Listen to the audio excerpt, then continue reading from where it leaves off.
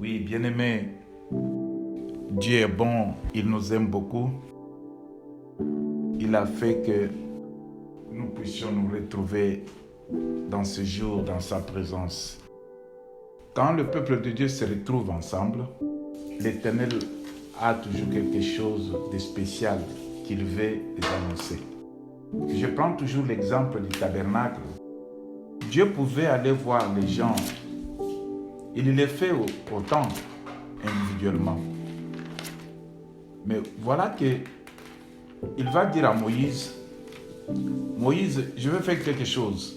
J'aimerais que j'ai remarqué que ce peuple a tant de problèmes. Ils ont tant de problèmes. Mon peuple veut me parler, veut me voir, veut me comprendre. Mais ils sont éparpillés dans leurs pensées. Ils sont éparpillés dans leurs sentiments. Mais mets-les-moi ensemble. Je voudrais qu'ils soient ensemble, je vais leur parler. Je veux que ce qu'ils ont comme problème, qu'ils viennent dans cet endroit précis pour qu'ils puissent me parler, qu'ils puissent me dire leurs doléances, leurs problèmes, leurs difficultés, leurs souhaits. Et moi, leur Dieu, je vais les répondre et je vais les instruire. C'est le but de la création du tabernacle par Moïse, instruit par Dieu. Nous avons le grand tabernacle actuellement qui n'est pas fait par le main des hommes, mais que Dieu lui-même s'est fait. C'est Jésus-Christ. Maintenant, Dieu dit, venez à moi. Ça, c'est à travers Jésus-Christ, le temple que nous avons, le tabernacle que nous avons. Venez à moi, vous tous qui êtes chargés et fatigués, et je vous donnerai du repos. Alors, nous recourons à Jésus. Dans nos problèmes, dans nos difficultés, nous sommes secoués, nous sommes troublés dans le monde où nous vivons. Pose-toi la question, pourquoi il y a des rides sur ton front? Pose-toi la question, toi qui étais belle, tu n'avais pas de rides, tu n'avais pas de taches. Maintenant, tu vois ta figure commence à changer. Tu as besoin de maquillage pour couvrir un peu les trous. Tout ça, c'est quoi? Il y a des problèmes qui nous font vieillir. Il y a des problèmes qui nous enlèvent la santé. Il y a des problèmes qui nous enlèvent la forme d'auparavant. Mais qu'est-ce que nous devons faire? Dans l'ignorance, nous gardons toujours ces problèmes. Nous ne voulons pas nous défouler. Nous voulons combattre de notre manière par la capacité humaine que nous avons. Et souvent, c'est des échecs. Et souvent, c'est la désolation. Et souvent, c'est le tâtonnement. Et souvent, on blâme aux autres. Et pourtant, le tabernacle est là. Le lien que Dieu a permis pour que son peuple qui se retrouve dans des problèmes, dans des difficultés, puisse recourir dans le tabernacle afin de rencontrer Dieu et lui dire ce que son cœur a comme difficulté, comme problème, comme souhait. C'est pourquoi Jésus va dire que venez à moi, vous tous qui êtes chargés et fatigués, et je vous donnerai du repos. C'est notre tabernacle, bien-aimé. Quand en Jésus-Christ nous nous retrouvons ensemble, en Jésus-Christ, nous amenons nos difficultés, nos problèmes. En Jésus-Christ, Dieu nous exauce et nous délivre. Si le tabernacle fait par Moïse, ce tabernacle n'existe pas à nos jours. Le tabernacle de l'ancien temps, le tabernacle de l'ancienne alliance. Mais nous avons le nouveau tabernacle. Un tabernacle fait par Dieu lui-même. Un tabernacle qui n'est pas fait par les mains des pécheurs. Ce tabernacle qui ne meurt jamais, qui ne sera pas détruit. Souvenez-vous de ce que Jésus a dit. Vous voyez ce temple? vous pouvez détruire ce temple. Et dans peu de temps, dans 3 jours, je vais reconstruire ce temple. C'était un scandale. Jésus parla de son corps, le corps qu'il portait. Mais c'était un scandale. Les gens ont dit, les Juifs ont dit, mais notre ancêtre Abraham, ils ont comparé Abraham. Ils ont vu combien de temps ça les a pris pour construire ce temple-là. Des générations sont passées. Mais toi, tu nous dis dans 3 jours. Ils n'avaient pas compris la dimension de ce que Dieu voulait leur faire voir. Que le tabernacle que moi je vais vous donner maintenant, que je vais construire maintenant, c'est un tabernacle éternel.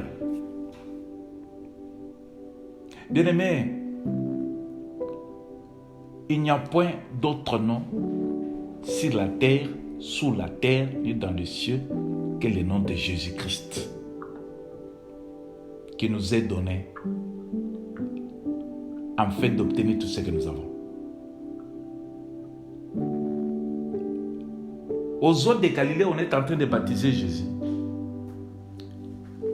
Aucune autre place, ça s'est fait. Seulement les jours où Jésus sortait des eaux, on dit que le ciel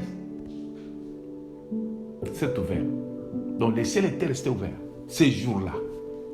Et une voix forte s'est fait entendre que celui-ci est mon fils bien-aimé, en qui j'ai passé toute ma confiance. Voilà, dans le tabernacle de Dieu, si tu y entres, toute la confiance de Dieu, tu trouveras cette confiance.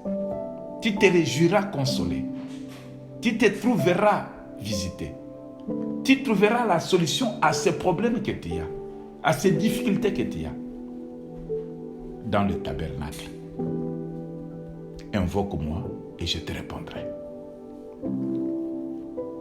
Alors aujourd'hui, bien-aimés, pour continuer à enchérir ce que nous venons de lire, prenons un peu nos Bibles dans le livre de Deutéronome 31. C'est là où nous allons faire la lecture de ce matin. C'est par là où tout partira. Dans l'Ancien Testament, Deutéronome 31, tu peux commencer à partir du verset 1er jusqu'au verset 13. Moïse adressa encore ces paroles à tout Israël. Aujourd'hui, leur dit-il, je suis âgé de 120 ans. Je ne pourrai plus sortir et entrer. Et l'Éternel m'a dit, tu ne passeras pas ce Jourdain. L'Éternel, ton Dieu, marchera lui-même devant toi. Il détruira ces nations devant toi, et tu t'en rendras maître. Josué marchera aussi devant toi, comme l'Éternel l'a dit. L'Éternel traitera ces nations comme il a traité Sihon et Og, au roi des Amoréens, qu'il a détruit avec leur pays. L'Éternel vous les livrera, et vous agirez à leur égard selon tous les ordres que je vous ai donnés. Fortifiez-vous et ayez du courage, ne craignez point et ne soyez point effrayés devant eux, car l'Éternel ton Dieu marchera lui-même avec toi. Il ne te délaissera point, il ne t'abandonnera point. Moïse appela Josué et lui dit en présence de tout Israël, fortifie-toi et prends courage, car tu entreras avec ce peuple dans le pays que l'Éternel agira à leur père de leur donner, et c'est toi qui les en mettras en possession. L'Éternel marchera lui-même devant toi, il sera lui-même avec toi, il ne te délaissera point, il ne t'abandonnera point, ne crains point et ne t'effraie point. Moïse écrivit cette loi et il l'a remis au sacrificateur, fils de Lévi, qui portait l'arche de l'alliance de l'Éternel, et à tous les anciens d'Israël. Moïse leur donna cet ordre tous les 7 ans, à l'époque de l'année du relâche, à la fête du tabernacle. Quand tout Israël viendra se présenter devant l'Éternel ton Dieu, dans le lieu qu'il choisira, tu liras cette loi devant tout Israël, en leur présence. Tu rassembleras le peuple, les hommes, les femmes, les enfants et l'étranger qui sera dans tes portes, afin qu'ils t'entendent et afin qu'ils apprennent à craindre l'Éternel, votre Dieu, à observer et à mettre en pratique toutes les paroles de cette loi. Et leurs enfants qui ne la connaîtront pas l'entendront, et ils apprendront à craindre l'Éternel, votre Dieu, tout le temps que vous vivrez dans le pays dont vous prendrez possession après avoir passé les Jourdains. Amen, amen, amen, amen, amen. Bien-aimés, la Bible dit que le royaume des cieux appartient aux violents. La violence, c'est faire ce que l'Éternel attend. Parce que lui, il regarde, il voit, il n'y a personne qui peut le faire, il n'y a personne qui s'élève pour intercéder en faveur de mon peuple, pour me servir, pour faire ceci. Mais quand on sert Dieu, vous pouvez voir que faire la lecture, c'est une lecture simple. Non. C'est un travail par lequel le Seigneur peut ouvrir encore une porte et tu ne comprends pas. Tu n'as pas jeûné, tu n'as pas prié pour demander ce que tu reçois. Mais tu trouves que tu reçois quelque chose qui va te surprendre. Or que tu as fait une lecture que les autres peuvent appeler la lecture simple. L'Éternel Dieu, c'est un Dieu de surprise. C'est pourquoi ce matin, nous allons tous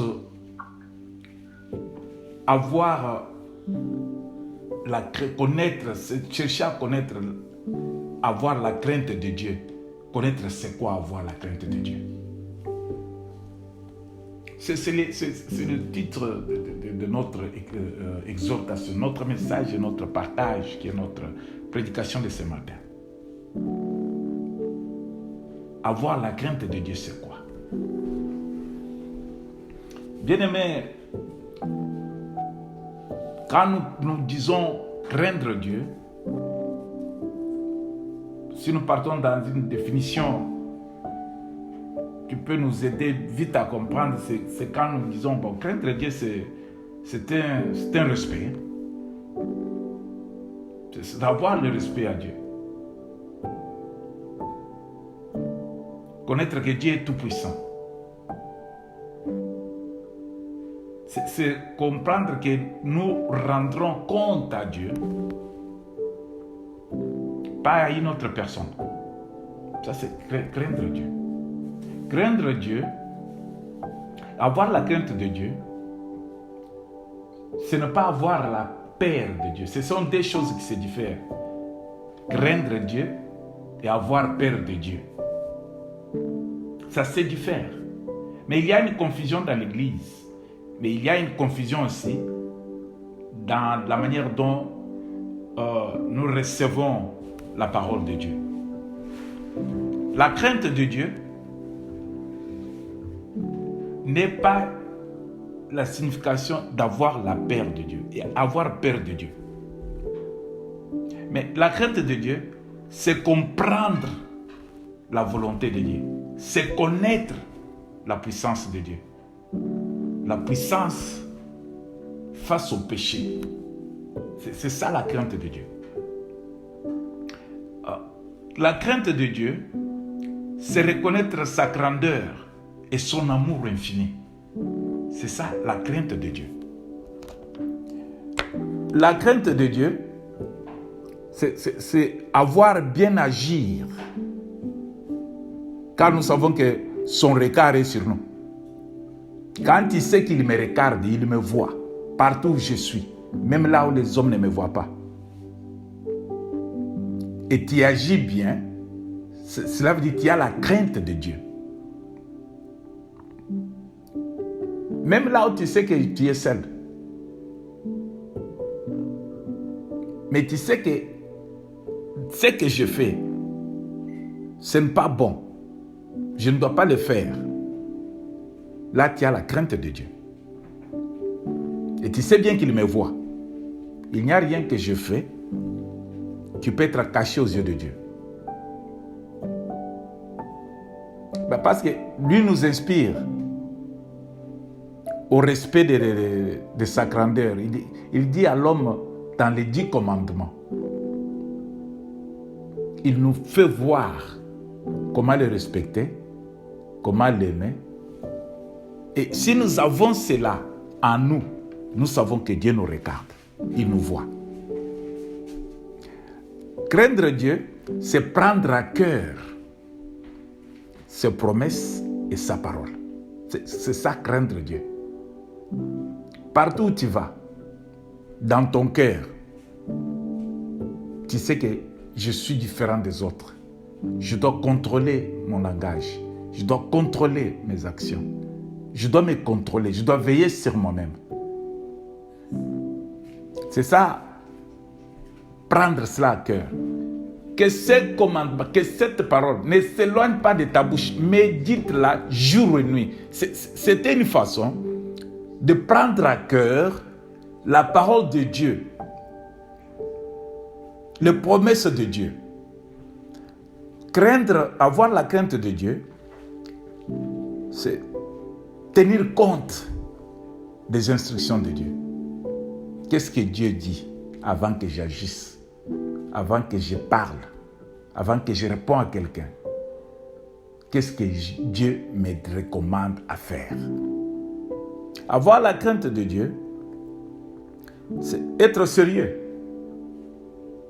Prendre au sérieux la parole de Dieu. Ta position envers Dieu. En tant qu'un enfant de Dieu, je vis dans ce monde, mais je ne suis pas de ce monde.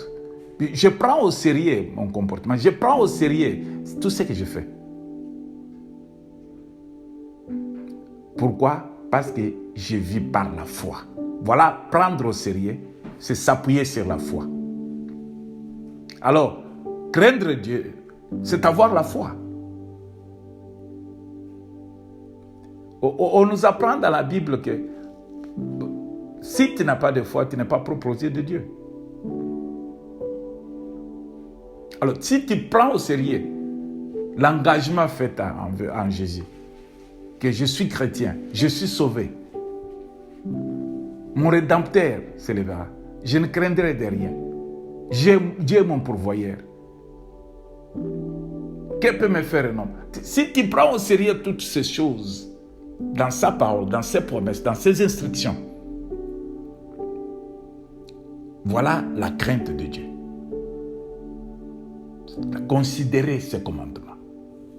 Considérez ses promesses. La crainte de Dieu. La crainte de Dieu,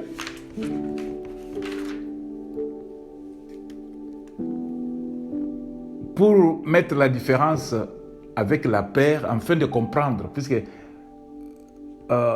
des fois nous agissons selon la peur, mais non, n'utilisons pas la peur dans la foi, mais utilisons la crainte de Dieu dans la foi. Dieu n'est pas méchant. Dieu n'est pas malfaiteur. Dieu n'est pas un monstre pour avoir peur de lui. On doit avoir la peur envers une personne, un objet, une existence monstrueuse, méchante, méchant. Dieu n'est pas malfaiteur. Dieu ne fait pas du mal aux gens. Dieu ne souhaite pas faire le mal aux gens. Dieu n'est pas monstre. Laisse-moi ouvrir une petite parenthèse. Quand je n'étais pas encore chrétien, je ne connaissais pas la vie chrétienne, je n'avais pas encore reçu Christ dans ma vie. J'étais un jeune garçon. Alors, on parlait des 3 garçons dans la ville de Kisangani, chez moi au Congo, qui voulaient avoir de l'intelligence supérieure par rapport aux autres, avoir une force supérieure par rapport aux autres. Alors, ces jeunes gens priaient dans une église catholique. Alors, il y avait un prêtre qui les aimait, qui entouraient ces jeunes gens. Alors ces jeunes gens ont voulu avoir, ils ont dit, bon, mais nous voulons avoir l'intelligence, nous voulons... Le prêtre leur a donné des prières. Et le parchemin, le parchemin, il les a recommandés de prier cette prière à minuit. Et quand vous allez prier à minuit, ça ne sera pas n'importe où, mais vous allez chercher, vous allez vous éloigner de là où se trouvent les gens. Vous allez chercher là où il y a le croisement de chemin. Et voilà ce que vous devez avoir. Vous devez avoir la poudre Joli Soir. Vous devez avoir de la bougie rouge. Et vous allez mettre cela sur le parchemin, au croisement de chemin, pendant la nuit, à minuit juste, et vous commencez à répéter cette prière. Oh, parce qu'ils étaient très attachés à l'église, ils aimaient servir Dieu. Ils ont obtenu cela parce que ça vient du serviteur de Dieu, soi-disant. À minuit juste, ils sont partis au croisement du chemin. Et cela n'était pas loin du cimetière. Ils ont étalé le parchemin, ils ont entendu le temps de minuit. Les gens ne passaient pas, la circulation était presque terminée, parce qu'il y avait l'obscurité. Alors, ils ont commencé à répéter maintenant les prières qu'on leur avait données. Ils ont commencé à prier, ils ont commencé à invoquer, ils faisaient des incantations, ils priaient, ils répétaient. À un certain moment, il y a un vent qui souffle. Il y a un vent, mais ils ont continué à faire ce qui était demandé. Dans le vent, ils ont vu maintenant quelqu'un venir. Et quand la personne s'est approchée, le physique de la personne qui était venue quand il priait, le physique était monstrueux. Le physique était... ça faisait peur. On ne pouvait pas le regarder. Alors, les jeunes gens, ils n'avaient point de maîtrise, ils ont commencé à courir. En courant, alors celui-là les poursuivait et leur disait, mais vous m'avez appelé, pourquoi vous fuyez? Vous m'avez appelé, mais en fuyant comme ça, l'autre était très faible, il ne pouvait pas courir, la peur était grande. Il est tombé.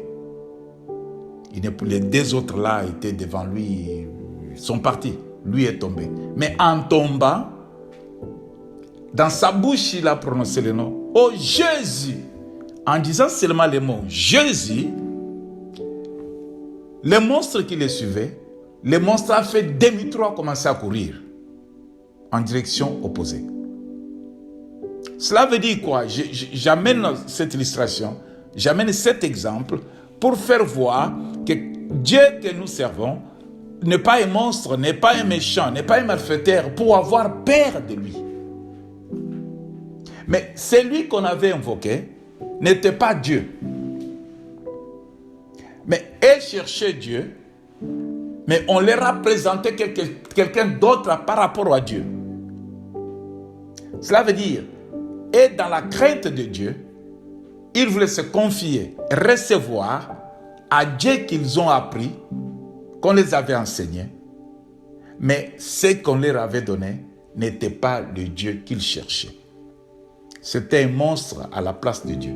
C'était un méchant esprit à la place de Dieu. C'était malfaiteur à la place de Dieu. Dieu n'amène pas la paix. Et ce jeune homme a donné le témoignage quand c'était le jour qui est venu. Ils sont partis et il a trouvé d'autres personnes, d'autres serviteurs de Dieu à qui il s'est confié et il a parlé de ce qui s'était passé. Et cela nous amène tous à comprendre que Dieu, le Dieu que nous servons, l'Éternel Dieu n'est pas méchant, n'est pas un malfaiteur, n'est pas un monstre pour avoir peur de lui. Cela veut dire, nous qui croyons en Dieu, avoir la crainte de Dieu, cela ne veut pas dire avoir la peur de Dieu. Dieu est amour, le Dieu que nous servons. Je peux lire ça, mais vous pouvez lire si vous le voulez bien, à partir de 1 Jean 4, 7, vous descendez, vous trouverez comment on a décrit le Dieu. Mes chers amis, 1 Corinthiens 13, je voulais dire. 1 Corinthiens 13, à partir de 4 jusqu'à 8. Je peux seulement briefer là. L'amour est patient. Il est plein de bonté. L'amour n'est pas envieux. L'amour ne se vante point. Il ne s'enfle pas d'orgueil. Il ne fait rien de malhonnête. Il ne cherche pas son intérêt. Il ne s'irrite pas. Il ne s'oppose pas. Il n'apporte pas le mal. L'amour réjouit. L'amour n'apporte pas de l'injustice, mais il se réjouit de la vérité. Il pardonne tout, il croit tout, il espère tout, il supporte tout. L'amour ne meurt jamais. Les prophètes disparaîtront, les langues cesseront, la connaissance disparaîtra, mais l'amour est éternel. Amen. Cela veut dire Dieu est amour. Dans ce que nous venons d'énumérer, dans le livre de 1 Corinthiens 13, vous trouverez que c'est les qualités de l'amour. Et ces qualités, dans ces qualités, nous n'avons pas trouvé ce qui est méchant, ce qui est malfaisant, ce qui est monstrueux.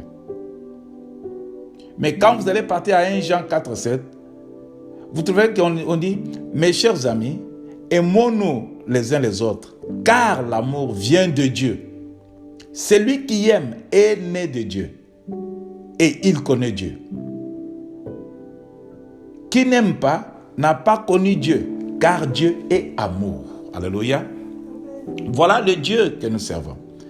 Dieu est amour. Alors, craindre Dieu, avoir la crainte de Dieu, cela veut dire avoir l'amour en soi. Si tu as l'amour en toi, voilà le commencement de la crainte de Dieu. Si tu as l'amour de Dieu, cela veut dire que tu es la personne qui a la crainte de Dieu. Si tu aimes ton prochain, cela veut dire que tu connais Dieu, tu connais cet amour. Si tu as l'amour, tu possèdes Dieu en toi. Par là, tu peux dire, celui qui est en moi est plus fort que celui qui est dans le monde. Cela veut dire, il y a des choses. Il y a le géniteur de la crainte et le géniteur de la peur. Dieu n'est pas le géniteur de la peur, mais Dieu est géniteur de la crainte. Je vais m'expliquer. Dieu est géniteur de la crainte. Dieu, comme il est amour, Dieu nous ordonne à nous aimer les uns les autres. Là où il y a l'amour de Dieu, je vais continuer pour dire ceci.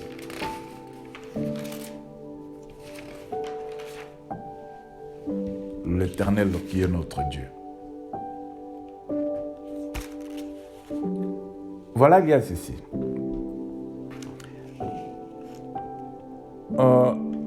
Le diable est le géniteur du mal. Lui, dans ses actions, il décourage, il disconnecte, il sépare. Lui, dans ses actions, il amène que le mal, ce qui est mal, ce qui fait peur. Voilà que dans l'illustration que nous venons de donner, ces jeunes gens ont invoqué. Mais quand le diable, l'agent du diable est arrivé, au lieu d'amener, mais il lui a amené la peur. La peur était grande. La peur a amené à ces jeunes gens de se disperser. Mais quand nous regardons à ce géniteur qui n'est pas le géniteur du mal, le géniteur de l'amour, le géniteur du bien, qui amène la crainte, à qui on doit avoir la crainte de Dieu. Quand les disciples de Jésus-Christ, les jours où Jésus devrait les rencontrer à Galilée, ils étaient renfermés, ils avaient la peur des Juifs, ils craignaient les Juifs, parce que les Juifs les persécutaient, les Juifs les arrêtaient, les frappaient, les amenaient en prison. Si on vous trouve en train d'invoquer le nom de Jésus, priez ce Jésus, servez ce Jésus, tu seras puni. Alors, les disciples avaient peur. Ils n'avaient pas la crainte. Ils avaient peur d'être arrêtés, d'être maltraités, d'être tués, d'être emprisonnés. La peur du roi de ce monde-là, de la loi de ce monde-là. Et voilà, mais quand l'Esprit de Dieu est venu, quand l'Esprit de Dieu est descendu dans la salle, on nous dit, ça c'est le commencement même du mouvement de Pentecôte. La peur n'est pas entrée en eux. L'Esprit qui les a visités, l'Esprit qui est descendu au milieu d'eux, les a amenés de courage. Vous savez bien que la Bible nous le montre, noir sur blanc, que l'Esprit que nous avons reçu, c'est l'Esprit du courage, l'Esprit qui amène le courage. Mais voilà que l'Esprit de Dieu amène l'assurance, il bannit la peur, il amène le courage, et les disciples ont commencé à prier comme ils ne priaient pas. Ils nous ont enlevé la peur, ils ont montré que nous craignons Dieu, nous avons la crainte de Dieu, nous l'aimons parce qu'il nous a aimés le premier, nous les servons, advienne que pourra. Nous allons faire ce qui va lui donner gloire, pas ce qui va donner gloire aux hommes. C'est ainsi que ce jour-là, la Bible décrit que Pierre a fait un discours. Et le discours qu'il avait fait, c'était son premier discours, un discours étonnant. Un discours qui a amené les passants, les gens, les commerçants ambulants, les visiteurs de la ville, ceux qui ne vivaient pas dans cette ville-là, même ceux qui étaient dans la ville, à s'approcher d'eux, à leur poser des questions. Oh mon frère, que ferons-nous maintenant? Et Pierre leur a dit ce qu'il fallait faire, se repentir. Voilà que la peur a son géniteur, qui est le diable, le porteur du mal. C'est lui qui amène la peur. Quand les disciples étaient sur la rivière, ils ont vu quelqu'un marcher sur les eaux. Ils ont eu peur. Et ils ont dit, ça c'est un fantôme. Mais voilà que le géniteur du bien, qui nous amène dans l'amour, lui n'a pas amené la peur, il a amené l'assurance pour leur dire, ne craignez point, c'est moi. Alors, il leur a fait voir qu'il ne faut pas avoir la crainte et il ne faut pas avoir la peur. Mais c'est moi, je vous rassure.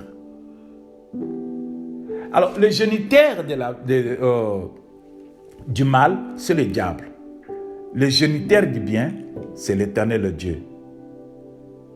C'est la provenance du bien. Le Saint-Esprit qui donne le courage, bravoure pour témoigner Jésus-Christ. La crainte résulte la puissance du Saint-Esprit. Mais car la peur est un état passionné, un trouble de l'âme qui souvent se montre dehors. Mais nous, toi et moi, nous ne sommes pas de ceux-là qui doivent s'attacher aux géniteurs du mal, aux géniteurs de la peur. Mais nous sommes recommandés à nous attacher aux géniteurs du bien, à qui nous devons avoir la crainte. Cela veut dire, la première place à nous, c'est sa place, c'est son nom, c'est sa vie, c'est sa parole. Quand nous gardons la parole de Dieu à nous, c'est le commencement de la crainte. Cela veut dire, nous avons maintenant la crainte de Dieu, des géniteurs, de ces géniteurs du bien. Voilà par là que l'Éternel Dieu aura le demeure en nous pour toujours. La différence entre la crainte et avoir bien aimé, c'est Dieu, c'est quand on comprend que Dieu est différent de Satan. Quand nous lisons dans le livre de Luc 18, au verset 19, Jésus faisait la conversation, il a répondu à quelqu'un qui lui avait posé la question. Jésus va lui dire, pourquoi m'appelles-tu bon? Parce que lui l'avait appelé bon maître. Pourquoi m'appelles-tu bon? Il n'y a de bon que Dieu seul. Ça veut dire, Jésus voulait montrer que le géniteur du bien, c'est Dieu. Le géniteur du bien, à qui on peut avoir la crainte, c'est Dieu. Le géniteur du mal, c'est l'opposant de Dieu, c'est Satan. Alors, personne ne peut se dire, se proclamer bon. Personne ne peut dire que moi je suis bon, mais tu es bon, ta bonté là est limitée. Ta bonté là a une limite. Des fois, tu fais des bonnes choses. Des fois, tu te dis, ah, je m'en fous, je ne dois pas le faire. Pourquoi moi toujours? Je ne le fais pas. En quelque sorte, même si tu te déclares bon, quelque part, tu as de mauvaises choses en toi. Quelque part, l'ennemi trouve toujours la place dans ses semences à faire jaillir de mauvaises choses en toi. Et c'est celui qui amène toujours la paix. Mais Dieu, quand il amène lui, à ceux-là qui se donnent à Dieu, voilà la recommandation. C'est bon de se connecter au géniteur du bien qui est Dieu, parce qu'en Dieu, lui, quand il amène la paix, parce que les gens peuvent dire, non, il y a des fois que les gens peuvent avoir la peur de Dieu. Oui, la peur peut venir. Mais Dieu, dans sa colère, la colère de Dieu qui va amener la paix, c'est quand il y a le péché.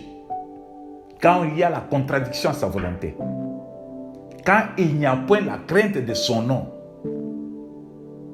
Quand Dieu se fâche, c'est là où il y a la peur dans ses réactions. Quand il va réagir, quand il va agir, il va réagir par rapport au péché qu'il a hérité, au péché auquel il fait face. Là, Dieu n'est pas content. Et quand il n'est pas content, voilà les réactions du mécontentement amènent la peur dans la vie des personnes. Mais Dieu ne nous laisse pas dans cet état pour toujours. Avoir la peur. Mais Dieu maintenant nous amène dans la voie de différence entre lui et les géniteurs du mal. C'est par la grâce. Mais dans sa grâce, il peut sauver. Dans sa grâce, il peut sauver par la repentance. Quand tu te repens, tu reconnais que tu as fait du mal.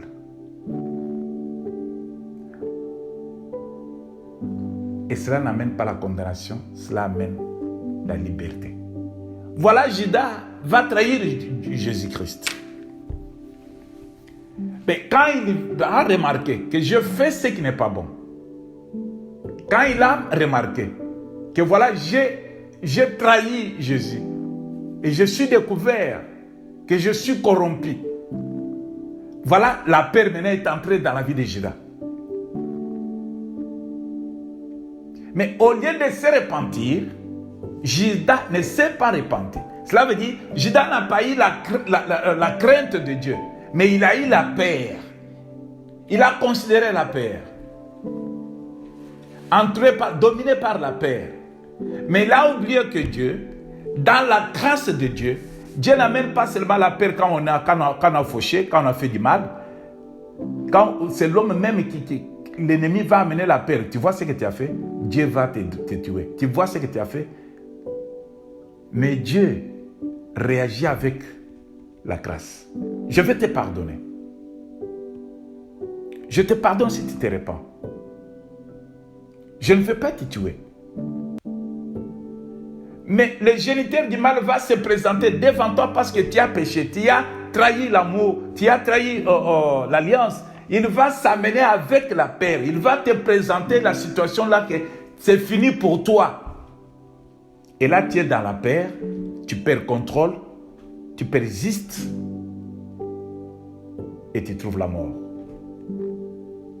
Mais Dieu, parce qu'il s'est fâché contre toi à cause de ton comportement, à cause de ton péché, mais il te donne encore une voie maintenant. La voie qu'il t'apporte n'est pas de garder la paix dans ta vie, mais c'est de te rassurer que je te pardonne, je suis amour. L'amour pardonne tout. Et Dieu va dire que non, si tu te repens, ton péché te sera pardonné. La crainte de Dieu, bien-aimé, ça doit être le poursuite de tout un chacun qui se dit, qui se proclame chrétien, fils de Dieu. La personne qui se dit croyant, qui a reçu Christ, qui est né de nouveau. Il y a une confusion totale dans nos assemblées. Les gens maintenant dans l'assemblée pensent que si moi je fais du mal aux yeux des hommes, les hommes vont me voir. Les hommes vont propager mon comportement ou bien mon péché. Alors je dois le faire en dehors des hommes. Que les gens ne le sachent pas. Voilà, là tu as gardé la paix. Le géniteur de la paix a planté en toi la paix. Tu as peur des hommes. Tu n'as pas peur de Dieu. Tu n'as pas crainte de Dieu. Tu as peur des hommes. Tu as peur de ta personnalité. De perdre ta personnalité. Tu as peur de ce que tu as. Tu ne poursuis pas le royaume. Tu poursuis ton bien physique. Tu poursuis ton honneur. Tu poursuis l'honneur de ton entourage. Mais quand on a la crainte de Dieu, bien aimé, la peur ne peut pas dominer en nous. Mais la crainte de Dieu nous amènera à nous repentir. Quand on se retrouve dans le mal, on se retrouve dans le péché, il faut aller à la repentance. Voilà que la provenance de la peur, qui est le diable, le géniteur du mal, décourage les hommes à vivre la vie de sainteté. Surtout quand tu as déjà fait quelque chose et tu sais bien que c'est mauvais, tu commences maintenant à te justifier par des versets bibliques. Voilà un chrétien qui est dans l'alcoolisme, qui se retrouve dans la boisson alcoolique. Il va chercher, parce qu'il connaît bien la Bible, il va chercher des versets de l'Ancien Testament pour appuyer sa foi, son action. Non, mais est-ce qu'à Timothée, il n'était pas demandé de prendre un petit, de boire un petit peu de l'alcool, du vin? Et c'était bien pour la santé, non? Alors, ce qui est bon, ce n'est pas ce qui entre, mais c'est ce qui sort. Alors, je ne suis pas là pour juger les dominations des églises, mais je veux bien dire les chrétiens, nous les enfants de Dieu, qui prétendent être sauvés. Nous ne devons pas vivre selon la peur de ceux qui tuent le corps, la chair, mais nous devons vivre selon la volonté de Dieu qui nous amène à avoir la crainte de Dieu en nous. Cela veut dire obéir à la voix de Dieu, obéir au commandement de Dieu, garder la parole de Dieu en nous, nous repentir au plus vite que possible si nous sommes dans le mal. Dieu s'est choisi un peuple. Dieu s'est choisi Israël comme un peuple parmi tant d'autres peuples. C'était comme un échantillon, afin que d'autres peuples puissent connaître comment Dieu se comporte avec ces peuples. Et nous pouvons nous adhérer aussi à son plan. Si Dieu a choisi Israël, comment Dieu traite Israël? Comment Dieu marche avec Israël? Comment Dieu répond à Israël? Cela veut dire, moi aussi, si je m'attache à ce Dieu, je serai gardé, je serai protégé, je serai traité de la même manière que Dieu traite Israël. C'est ainsi que Dieu, dans le livre où nous venons de lire, dans le livre de Deutéronome, il s'était choisi Moïse pour conduire son peuple dans la terre promise. Moïse adressa le parole à Dieu. Cela veut dire, Dieu avait mis dans la bouche de Moïse les paroles qu'il faut rapporter à son peuple. C'est comme ce matin, quand nous apprenons la parole de Dieu. Ce n'était pas la parole de Moïse, mais c'était la parole de Dieu. Ce n'est pas la parole du prédicateur, mais c'est la parole de Dieu. Dieu veut que le peuple qui est venu, le peuple qui s'est réuni, qu'il a connu, qu'il a reçu, qu'il a accepté comme son Dieu, ce peuple doit vivre selon Dieu, dans la crainte de son nom. Pas selon la peur que les géniteurs amènent dans leur reconnaissance, dans leurs pensées, dans leurs actions. C'est ainsi que Dieu met des paroles dans la bouche de Moïse. Aujourd'hui, dites-leur, lui dit-il, je suis âgé de 120 ans, je ne pourrai plus sortir et entrer. Et l'Éternel m'a dit, tu ne passeras pas ce Jourdain. L'Éternel, ton Dieu, marchera lui-même devant toi. Il détruira ces nations devant toi et tu en rendras maître. Josué marchera aussi devant toi, comme l'Éternel l'a dit. La parole de Dieu bien-aimé, nous devons comprendre que la parole de Dieu, quand elle sort, elle ne rentre jamais sans avoir accompli l'œuvre pour laquelle il l'a fait sortir. Quand l'Éternel Dieu dit que je vais vous sauver, cela veut dire tout ce que vous allez rencontrer sur votre voie, qui peut vous châtier, qui peut vous faire du mal, qui peut vous faire pleurer, qui peut vous amener la paix, Dieu connaît que je vais intervenir. Quand je vais intervenir, je vais les sauver, je vais les libérer. Mais Dieu cherche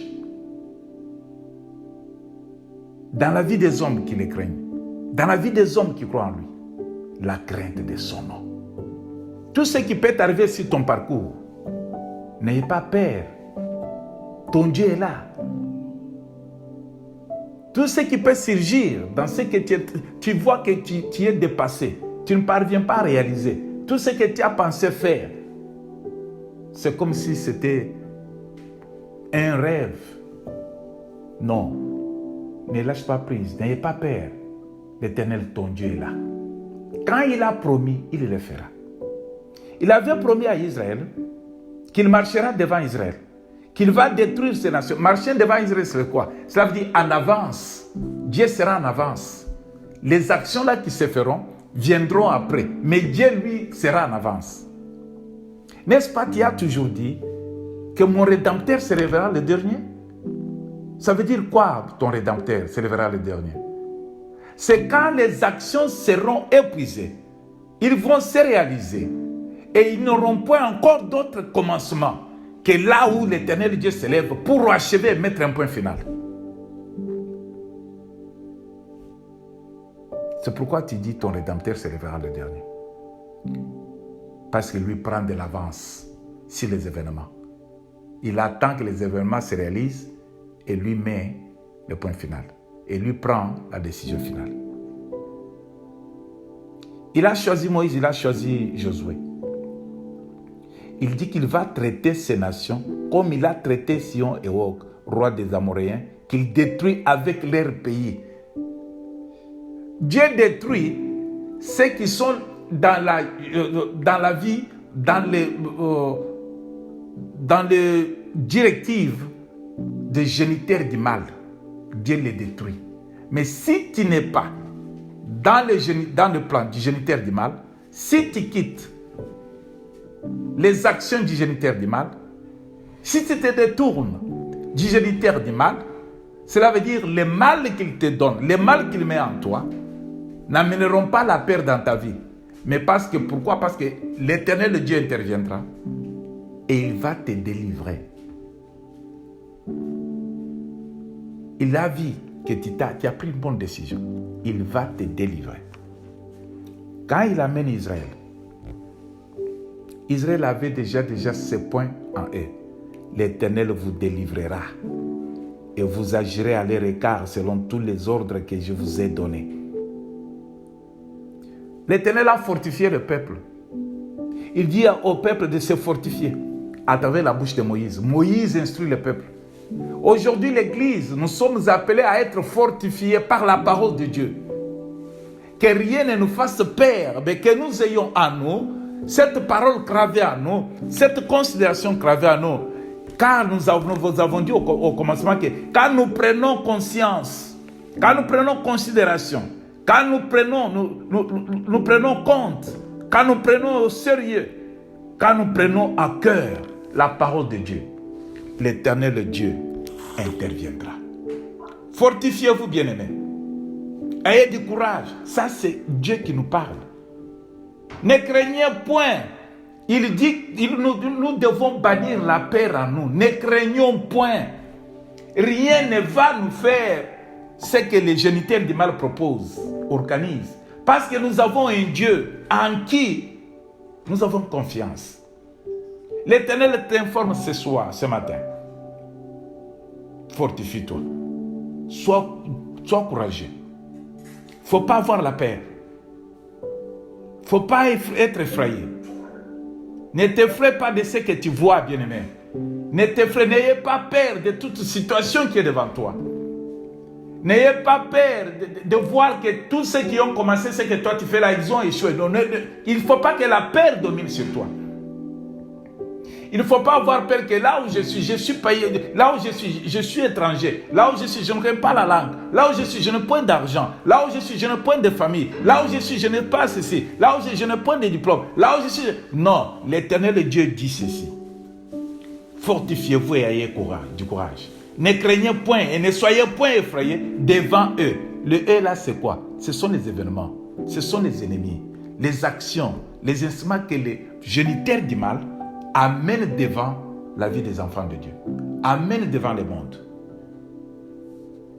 Qui va tenir? Mais Dieu promet qu'il va marcher devant vous. Il ne va pas te laisser seul. Il ne t'abandonnera point. Si tu as cela, si tu as la considération, si tu prends à cœur cette promesse, si tu prends en considération cette promesse, cette parole, si tu prends au sérieux cette parole de ce matin, bien-aimé, tu ne dois pas avoir peur d'aborder n'importe quel domaine, n'importe quel projet dans ta vie. Parce que Dieu t'a parlé. Prends le verset 6 de Deutéronome, considère ça. C'est sa parole, c'est sa promesse à ceux qui croient en lui. Il ne faut pas avoir peur des hommes.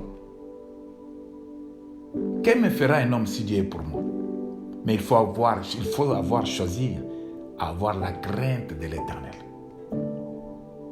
Parce que l'Éternel m'a fortifié. Il m'a promis.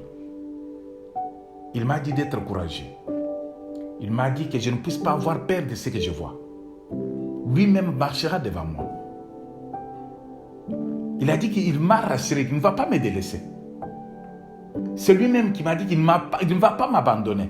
Mais il ne fera pas, il fera cela pourquoi? Parce que j'ai la crainte de son nom. J'ai la crainte de Dieu à moi.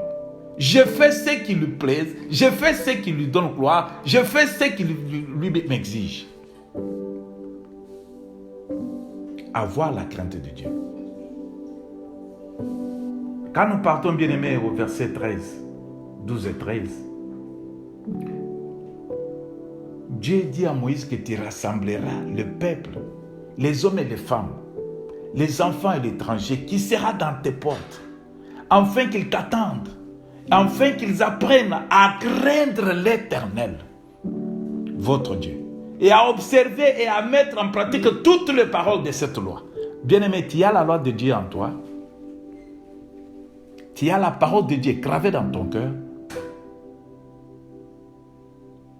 Est-ce que quand tu marches, quand tu agis, quand tu penses, quand tu veux faire, est-ce que tu te souviens de ce que l'Éternel dit?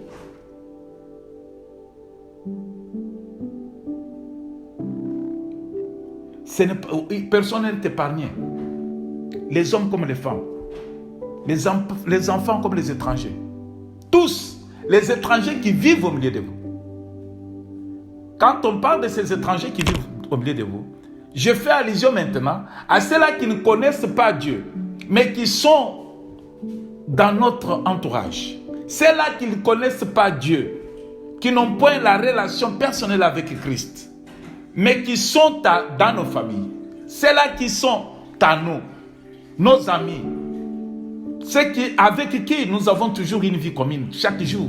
Si c'est mon mari, si c'est ma femme, qui n'a pas la relation personnelle avec Dieu, qui ne connaît pas Christ, cette personne qui n'a pas la crainte de Dieu en soi, c'est un étranger aux yeux de Dieu. Mais cet étranger va trouver grâce. Comme les promesses de Dieu sont données à ceux qui ont la crainte de son nom, cet étranger va en bénéficier. Comment il va en bénéficier? Parce que cet étranger saura que l'Éternel Dieu est un Dieu qui aime la sainteté. C'est un Dieu qui est saint.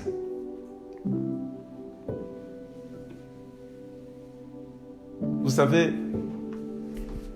quand vous prenez dans le livre de Proverbes 22 au verset 4, il est écrit, je vais lire, le fruit de l'humilité, de la crainte de l'Éternel, c'est la richesse, c'est la gloire et la vie. Voilà ce que les promesses de ceux qui ont la crainte de Dieu. Il y a des fruits qui se manifestent. Quand il y a la crainte de Dieu, il y a des réactions qui se manifestent. Quand il y a la crainte de Dieu, les richesses sont pour toi. La gloire est à toi. Et la vie est à toi. Et cela ne sera attaché qu'à toi que s'il y a la crainte de Dieu en toi. Même ceux qui sont dans ta maison en profiteront. Alors quand nous partons, bien-aimés, dans la crainte de la parole de Dieu, attache-toi à ces promesses, tu verras la gloire de Dieu. Et surtout, quand tu auras la crainte de Dieu en toi, avoir la crainte de Dieu, c'est le commencement de la sagesse. La crainte de l'Éternel enseigne la sagesse et l'humilité qui précède la gloire. La crainte de l'Éternel, quand tu crains l'Éternel, l'Éternel va te servir. Quand tu le crains fidèlement, de tout ton cœur, quand tu vois la puissance de Dieu, qu'il déploie en ta vie, et tu t'attaches à cela, tu verras comment la victoire dans tout ce que tu entreprends, la victoire de Dieu qui va t'accompagner. C'est pourquoi Dieu dit à Moïse de rassembler les enfants d'Israël, de rassembler l'Église aujourd'hui. L'Église, nous devons comprendre cette promesse. L'Église, nous devons comprendre que si nous voulons avoir toutes sortes de réussites dans notre vie, nous devons avoir la crainte de Dieu dans notre vie. La crainte de l'Éternel dans notre vie. Nous devons observer et mettre en pratique toutes les paroles de cette loi. Un chrétien qui se dit que Dieu me comprendra. Tu vis la vie du péché, tu vis la vie du mal, mais tu dis que Dieu te comprendra. Non, le lendemain ne t'appartient pas, bien-aimé. Tu ne connais pas quand est-ce que tu vas mourir. La mort peut te surprendre et tu partiras, tu n'as pas corrigé. La mort peut te surprendre, tu n'as pas rangé, tu seras surpris. Et pourtant, tu as fait autant d'années dans la foi. Mais pour corriger les erreurs, voilà, aujourd'hui, il y a des hommes de Dieu qui croient qu'ils sont déjà arrivés au ciel. Non, personne n'est arrivé au ciel. Nous sommes encore sur la terre des hommes. Jésus n'est pas revenu. Nous sommes encore sur la terre des hommes. La terre où le géniteur du mal est en train de propulser le mal qu'il a. Il a multiplié les agents. Il fait de sorte que ceux qui ont la foi puissent être découragés et abandonner la foi. Il fait que tout devient difficile afin qu'ils abandonnent la voie de Dieu. Regarde comment tout devient difficile. Il y avait un homme à qui Dieu avait donné une mission. Un jeune prophète. Dieu lui donne la mission. Dieu lui donne les instructions. Dieu lui envoie dans la mission d'aller accomplir cette mission. Tu sais que tu es un jeune prophète. Pourquoi je t'appelle jeune prophète? Parce que tu es la personne en qui la parole de Dieu demeure maintenant. Dans notre génération, toute personne. Voici les miracles qui accompagneront ceux qui auront cru. Vos fils et vos filles prophétiseront. Nous sommes de la nouvelle génération, de la nouvelle alliance. Cette alliance par laquelle Dieu a répandu son esprit. Quand nous lisons la Bible, nous comprenons ce qui est caché aux yeux des hommes. Dieu nous le révèle. Nous sommes de la nouvelle génération. Nous sommes des prophètes. Toute parole qui sort de nos bouches va se réaliser. Voilà que Dieu donne la mission à ces jeunes prophètes. Il va lui dire, va faire ceci, fais ceci. Et ne dis à personne, ne te confie à personne. Garde cela dans ton cœur. Le jeune prophète va partir et il va trouver un autre vieux prophète qui se dit que moi j'ai de l'expérience. L'Éternel Dieu me parle aussi. L'Éternel Dieu m'a utilisé, il m'utilise encore. Mais regarde, écoute, mais viens. Il détourne les jeunes prophètes à la mission que Dieu lui a donnée, aux instructions que Dieu a déposées en lui. Il lui fait voir que moi aussi je suis serviteur de Dieu. Voilà comment les serviteurs de Dieu, ceux qui se basent sur l'expérience, qui sont en train de détruire l'œuvre du Seigneur, qui sont en train de détruire la foi des enfants de Dieu, qui sont en train de détruire ceux qui sont jeunes dans la foi, par leur expérience. Ces vieux prophètes, ces vieux serviteurs de Dieu, ceux qui se voient expérimenter, ils ne sont pas dans la vie de prière. Ils imposent aux gens la prière. Ils imposent aux gens les jeûnes. Ils imposent les gens la sainteté. Mais eux-mêmes ne sont pas dans la sainteté. Et eux-mêmes ne sont pas dans la vérité. Ils se voient déjà arriver au ciel. Mais vous savez quelle a été les conséquences de ces jeunes prophètes.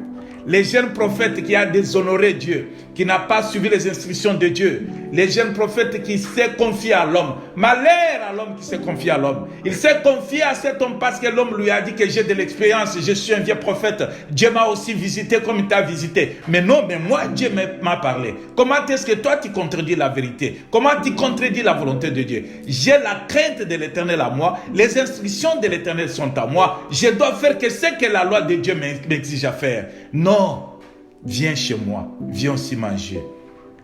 Il se tourne, il va manger, et voilà sur son chemin de retour, l'animal, un lion l'a dévoré, un lion l'a déchiré. Pourquoi? Parce que les instructions de Dieu qui étaient en lui étaient bafouées. Mais l'Éternel Dieu nous dit, bien-aimés, nous qui croyons en lui, il nous a sauvés. Il nous a rassemblés comme un seul peuple dans le nom de Jésus. Il nous a amenés à comprendre qu'il a fait de nous des sacrificateurs de son royaume. L'Éternel Dieu nous a promis qu'il va balayer devant nous, que lui-même sera devant nous. Il va nous dévancer, que nous n'ayons pas peur de ce que nous allons rencontrer sur nos vies. L'Éternel Dieu va prendre soin de nos ennemis. L'Éternel Dieu va combattre à nos places. Ce qu'il a besoin de trouver à nous, c'est la crainte de son nom. Qu'on ne se détourne pas de sa voie. Qu'on ne se détourne pas de sa loi. Que cette loi, nous puissions la méditer jour et nuit. Voilà la crainte de Dieu. Méditer la parole de Dieu. Prier chaque jour. Éviter la vie du péché. Voilà la crainte de Dieu. Mais la crainte de Dieu ne nous amène pas dans la paix. Ce qui amène la paix dans notre vie, c'est les rois, c'est le prince de ce monde. Jésus l'a déniché et Jésus a avisé. Il a dit, le prince de ce monde est descendu, animé d'une très grande colère. Le prince de ce monde n'a rien en moi. En Jésus, il n'y avait rien de ce qui était de ce monde. Lui a amené la paix, l'intimidation. Le diable nous intimide, bien-aimés. Il nous amène à avoir la paix. Non, Dieu là, il nous amène Dieu devant nous comme si Dieu était un monstre. Non, Dieu n'est pas un monstre. Dieu nous aime d'un amour sincère. Voilà comment David a fait tuer quelqu'un. David a tué a fait tuer un militaire. Il a pris même sa femme. Mais Dieu appelle David l'homme selon son cœur. Pourquoi? Parce que David a toujours refait sa vie. Il a toujours corrigé sa vie. Quand il s'est trouvé qu'il était dans le mal, il est rentré. Il a imploré la grâce de Dieu. Et Dieu qui n'est pas un Dieu méchant, le Dieu qui n'est pas un Dieu brutal, un Dieu monstre, un Dieu qui est plein d'amour, plein de miséricorde, un Dieu qui voit quelqu'un qui revient à lui, qui lui demande le pardon, qui reconnaît ses fautes et ses faiblesses. Dieu le pardonne et l'aime encore davantage. Bien-aimé, Dieu peut faire des grandes choses dans ta vie à condition que la crainte de son nom soit en toi. À condition que tu te bases sur sa loi. À condition que les promesses faites soient gravées dans ton cœur. Dieu va faire encore. Dieu va faire encore. Dieu va faire encore quelque chose dans ta vie. À condition que tu aies la crainte de son nom. À condition que tu t'appuies sur sa loi. À condition que tu te montres fidèle à lui. Dieu va faire encore. Alléluia. Dieu va faire encore quelque chose. Il va faire quelque chose de nouveau dans ta vie. Détourne-toi de ton péché, bien-aimé. Les jeunes prophètes n'ont pas fait attention à ce que l'Éternel lui avait donné. Dieu t'a donné des instructions.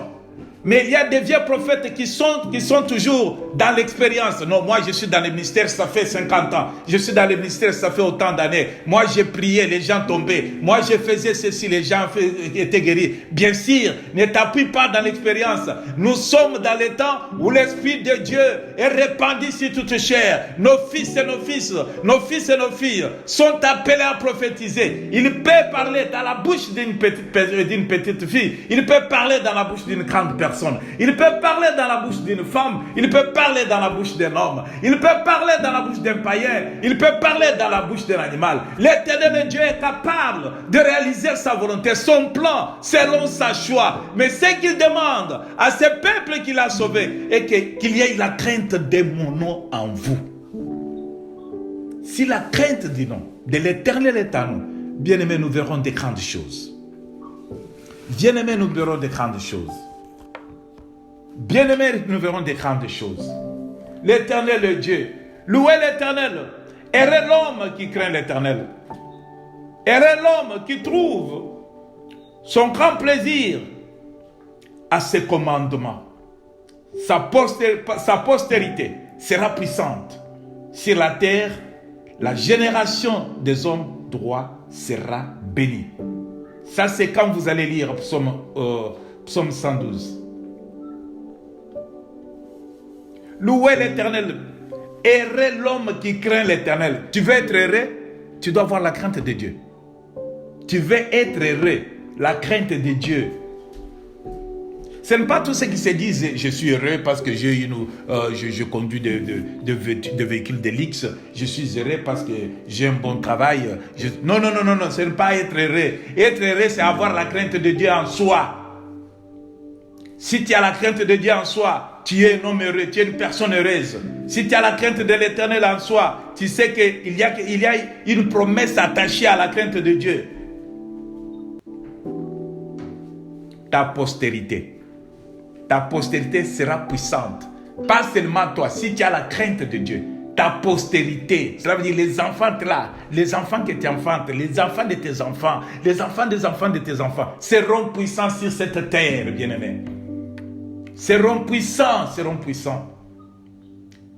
Tu es égoïste, tu veux te réjouir seul, tu ne veux pas la postérité se réjouir, tu ne veux pas ta postérité être puissante.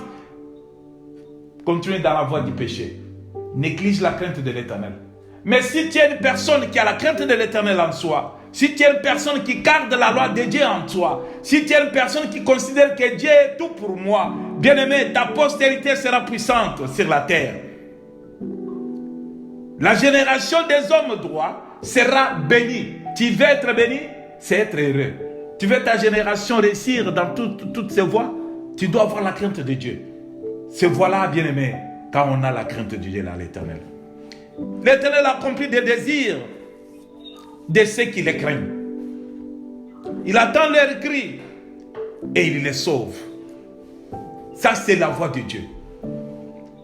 Il accomplit les désirs de ceux qui les craignent. Est-ce que tu as la crainte de Dieu en toi? Dieu va accomplir tes désirs si tu as la crainte de Dieu en toi. Si tu as la crainte de Dieu en toi, bien-aimé, tous tes désirs, tous les plans, tout ce que tu veux faire là, Dieu va les réaliser.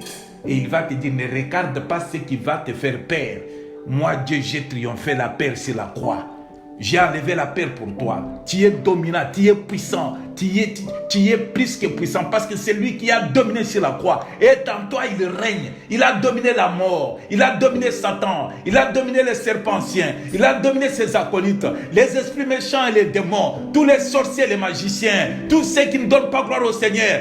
Ils sont sous tes pieds parce que sur la croix, Jésus a tout accompli. Mais à condition que la crainte de Dieu demeure en toi. Il accomplit les désirs de ceux qui le craignent. Il entend les cris et il entend leurs cris et il les sauve. Ça, c'est Psaume 145, verset 19. L'Éternel est Dieu.